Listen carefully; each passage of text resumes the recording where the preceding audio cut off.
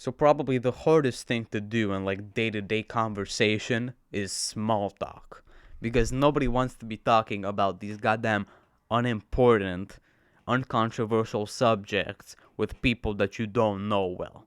So most people just avoid small talk, they do not have it, and thus they lose a lot of social interaction, a lot of development in that skill, in the skill of social interaction. They do not develop their social skills because they are scared of small talk. And because I see this with my friends, with my family, with everyone basically, nobody wants to have small talk.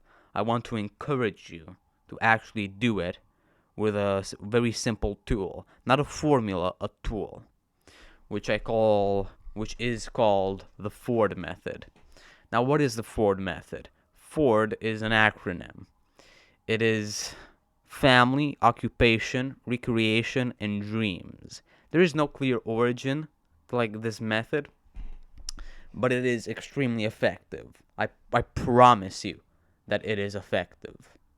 Because what do people actually put their interests in? What are people interested in?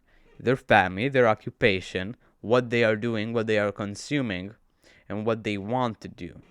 These are like the four things: family, occupation, recreation, dreams. Ford. And it's easy to remember. So, what do you ask? How do you do it? You simply ask, "Oh, how are your parents?" If you know that person's parents. Do you have any siblings? What occupation do they have?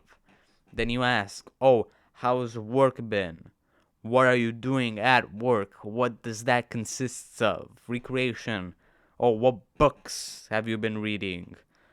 Have you gone to the theater recently? Have you binge watched a show, listened to a podcast?"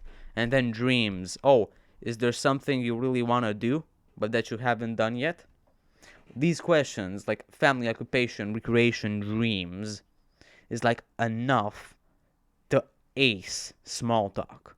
It is so simple because, as I said in my previous videos, if you want to actually be good at any type of conversation, you just need to be a good listener. So, with these questions about Ford, right, you can ask the right questions and get really good responses if you just listen well enough. Now, of course, you don't want to use this method in like professional life. Of course, if you're in a meeting, you probably don't want to get too personal, or if you're not in a place where the person will give concentrated answers, probably do not want to do it in those circumstances because it'll probably be pretty annoying and unpleasant. But the good thing about this is that you can do it anytime you want, anywhere you want.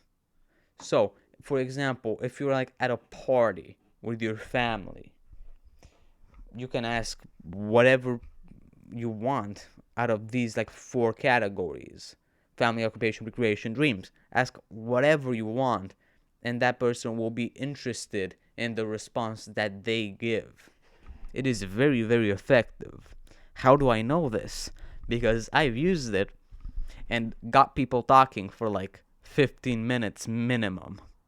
And I just listened and I learned and I left a good impression, which is something that you can do very easily as well if you use the Ford method.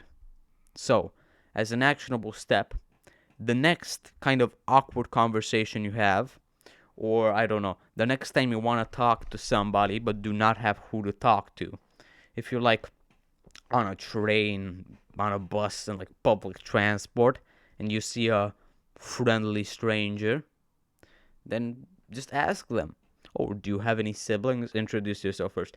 "Do you have any siblings? What do you work in? What does that consist of?" Just ask these little rudimentary questions. Uninteresting questions to you, but very interesting questions to them. Like and subscribe, and I'll see you later.